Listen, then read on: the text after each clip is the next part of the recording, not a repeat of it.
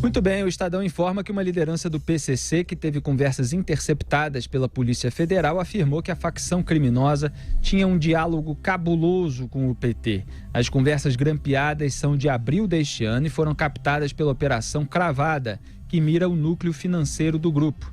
Alexandro Roberto Pereira, conhecido como Elias ou Véio, também xinga Sérgio Moro e reclama da falta de diálogo com o atual governo de Jair Bolsonaro. Diz o criminoso, aspas, com nós já não tem diálogo não, mano. Se vocês estavam tendo diálogo com outros que estava na frente, com nós já não vai ter diálogo não. Esse Moro aí, esse cara é um filho da... né? Aí eu não vou completar. É pra completar ou não é, Augusto? Pode completar. O Cleiton Binha, muito educado, botou reticências aqui na pauta, né, Rafa? Pode completar. Quando a gente atribui ao bandido, a gente tem que falar o que ele disse, né? Então ele falou, esse Moro aí, esse cara é um filho da puta, mano. Esse cara aí é um filho da puta mesmo, mano. Ele veio pra atrasar, fecho aspas. Elias prossegue. Aspas, ele começou a atrasar quando foi pra cima do PT. Pra você ver, o PT com nós tinha diálogo. O PT tinha diálogo com nós, cabuloso, mano. Por quê? Situação que nem dá pra nós ficar conversado a caminhada aqui pelo telefone, mano. Mas o PT, ele tinha uma linha de diálogo com nós cabulosa, mano. Fecho. Essa linguagem é do PT, tá certo? Linguagem petista pra posteridade, essa declaração. Eu aproveito para lembrar que denúncia oferecida pelo Ministério Público em julho, assinada pelo promotor Cássio Roberto Concerino, diz que o PCC atuava com militantes petistas para coagir sem teto em São Paulo. Nós falamos sobre o tema aqui no programa. O esquema denunciado funcionaria da seguinte forma, segundo o Concerino. Os movimentos invadiam os edifícios e cobravam aluguel das vítimas. Caso não pagassem, perpetravam todo tipo de ameaças e ou violência para expulsar o inadimplente, entre aspas, do edifício. O PCC auxiliava a liderança neste tipo de pressão. Além disso, os moradores seriam compelidos a votar em integrantes do PT, mudar o título eleitoral para o centro de São Paulo, participar de invasões a novos prédios e, por fim, participar de atos em apoio ao ex-presidente Lula e à ex-presidente Dilma. Nesta semana, a juíza Érica Mascarenhas, da 6ª Vara Criminal de São Paulo, decretou a prisão preventiva de 9 integrantes e recebeu denúncia contra 20 membros de 6 movimentos por moradia da capital paulista. Sobre a notícia dessa sexta-feira do Estadão, o PT disse, aspas, esta é mais uma armação como tantas outras forjadas contra o PT e vem no momento em que a Polícia Federal está subordinada a um ministro acuado pela revelação de suas condutas criminosas. Fecho aspas. Quer dizer, eles usam, Augusto Nunes, mensagens roubadas, não periciadas, não autenticadas para fazer as acusações mais graves com base em conversas que mesmo nessas condições são dispersas, são descontextualizadas e aí quando vem uma gravação mesmo em áudio do bandido falando no diálogo com eles, aí é tudo forjado. Armação, né? Demais, né? É muita cara de pau. Olha, em primeiro lugar, vamos deixar estabelecido aqui que quem acha que pode usar aqueles diálogos roubados e atribuídos aos procuradores da Força Tarefa e ao juiz Sérgio Moro, esses têm que aceitar isso aqui como prova e não discutir. E também, a começar pelo ministro Gilmar Mendes, isso aqui é prova, tá? Do ponto de vista dele, não há o que discutir. Agora vamos lá, eu comecei a dizer que o PT ficou com cara de quadrilha depois do escândalo do Mensalão. Quando veio o escândalo do Petrolão, eu passei a dizer que o partido, o PT, tinha virado uma organização criminosa, né? Muito parecida, né? Embora agisse em campanhas eleitorais, sobretudo, publicamente, né? Entre uma campanha e outra, ele já continuava arrecadando dinheiro e assaltando cofres públicos. Então, era organização criminosa. Acho até que parte da inquietação do PT com a possível transferência de cadeia do Lula era essa. Ele teria que, talvez ele fosse cooptado por outra organização criminosa e mudasse de partido. Agora, ao contrário do que acontecia entre as organizações do narcotráfico, o PT, como vimos, se dava muito bem com o PCC. Vocês acham que eles recomendaram o voto, quando não puderam votar, em quem? nas eleições presidenciais. O que vocês acham? Vocês acham que nesta última eleição eles ficaram contentes com a informação de que o Sérgio Moro seria o ministro da Justiça? Está aqui, claro que não. Muito melhor seria o Zé Eduardo Cardoso, que chamava de masmorras medievais as prisões brasileiras para justificar a luta para libertar os criminosos companheiros. Bom, vamos lembrar aqui que o Celso Daniel foi sequestrado e assassinado por integrantes do PT, resgatados de uma maneira cabulosa, para usar aqui o vocabulário da turma, de uma cadeia. Depois eles participaram disso, sequestraram o Celso Daniel, mataram, foram amando, vamos lá, sabe-se lá de quem, né? Como pessoa, o PT está envolvido até o pescoço. Essa turma era toda do PCC. Então esse entendimento é antigo. Novas são as gravações. Vamos falar delas. Espero que todos os jornais deem o mesmo espaço ocupado pelas gravações, pelos diálogos atribuídos, de novo, aos integrantes da Operação Lava Jato, e que vem aí ocupando o tempo e a paciência dos leitores há vários dias. Agora, Zé Maria, até para fundamentar melhor o seu comentário, vou lembrar aqui um dado que a gente ironizou no ano passado, foi no começo desse ano. Na verdade, foi no dia 10 de janeiro de 2019 que saiu a matéria no Globo com base em um levantamento feito pelo jornal. Primeiro é preciso explicar o seguinte: os presos provisórios, por não terem condenação transitada em julgada, quando não há mais possibilidade de recurso, eles preservam seus direitos políticos, podendo votar. No entanto, é preciso que a Justiça Eleitoral disponibilize as sessões eleitorais dentro dos presídios. No segundo turno das eleições de 2018, 220 sessões foram instaladas em locais de privação de liberdade, quer dizer, dentro de presídios. Então vamos lembrar aqui, a gente ironizou no começo do ano, e vamos lembrar aqui qual foi o resultado. Fernando Haddad, candidato à presidência pelo PT, derrotado por Jair Bolsonaro do PSL. O Fernando Haddad, repito, venceu essa eleição dentro dos presídios com 82,47% dos votos entre os presos provisórios do país que puderam participar das eleições. Eles somaram 7.934 pessoas que escolheram um dos candidatos, o que representa 3,4% do total de presos sem condenação definitiva no Brasil, cerca de 237 mil.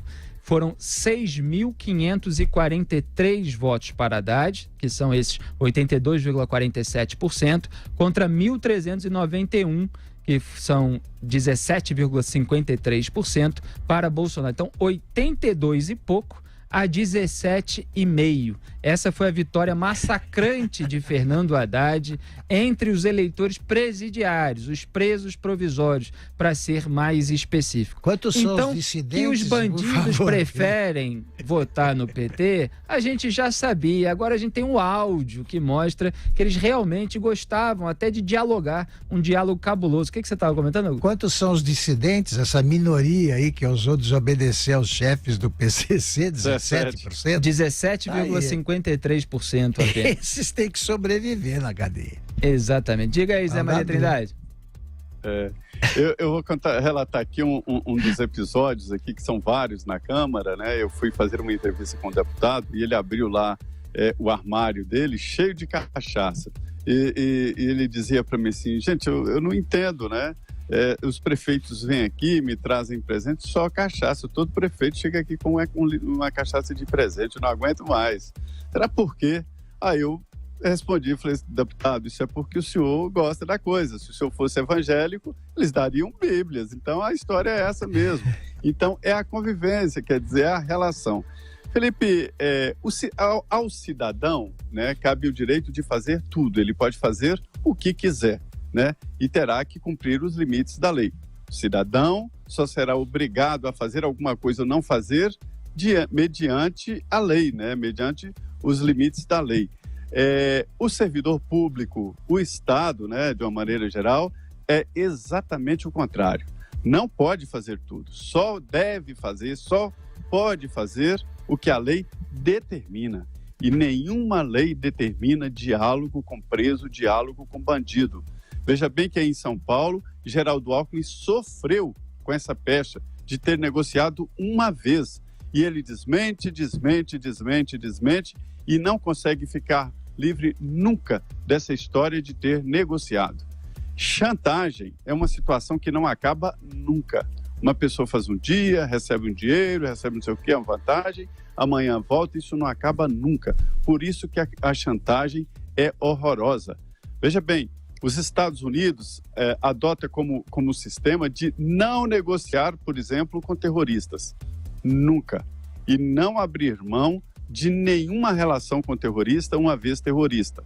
Eu me lembro de um episódio, numa reunião da ONU, Gabeira, deputado federal, e queria ir aos Estados Unidos. Mas naquele episódio do sequestro e tal, do embaixador americano e tudo, não podia.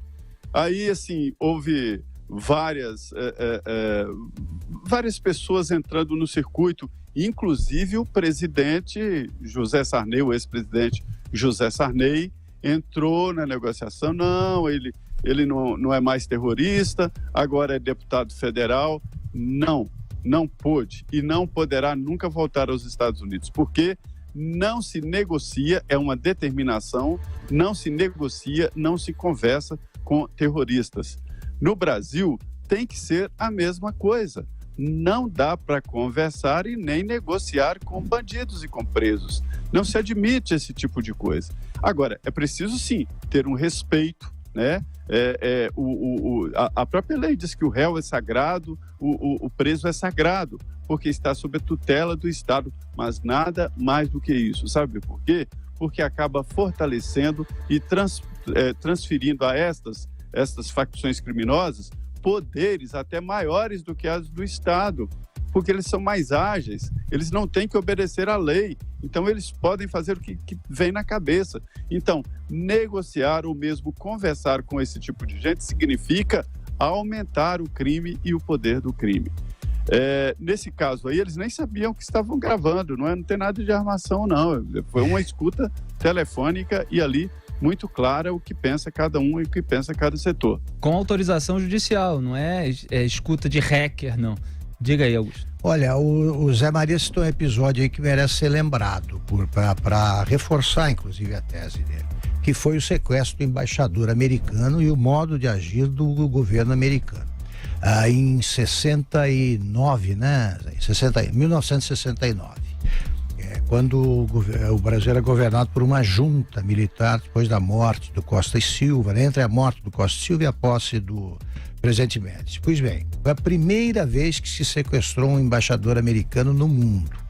Então ficou estabelecido que nenhum dos envolvidos no sequestro poderia jamais entrar nos Estados Unidos. Como lembrou o Zé, o presidente Sarney intercedeu pelo Gabeira, que depois fez uma autocrítica profunda e hoje é uma das cabeças mais lúcidas do Brasil, eu considero.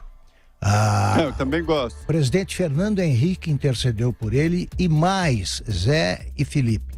O próprio Charles Elbrick, o embaixador sequestrado, intercedeu pelo Gabeira, porque depois eles se tornaram amigos, conversavam e tal.